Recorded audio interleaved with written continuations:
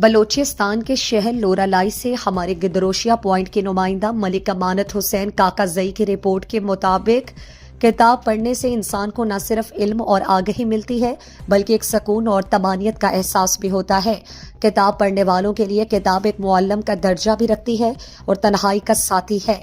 Deputy commissioner Loralai Miran Baloch نے کتابوں کے مطالعے کے فروغ کے لیے ڈویژنل ہیڈ کوارٹر لورالائی کے 3 ہیئر ڈریسرز میں نایاب کتابیں رکھ کر چھوٹی چھوٹی لائبریریاں قائم کر دی، جسے نوجوانوں کی جانب سے پذیرائی ملتی گئی۔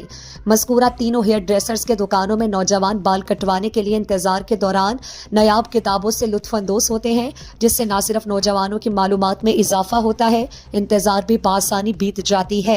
ڈپٹی کمشنر میران بلوچ کی کوششوں سے اب تک 100 کے قریب بند اسکولز کو بھی فعال کیا جا چکا اور ان فعال ہونے والے اسکولوں سے سینکڑوں بچے اپنے اپنے گاؤں میں تعلیم حاصل کر رہے ہیں۔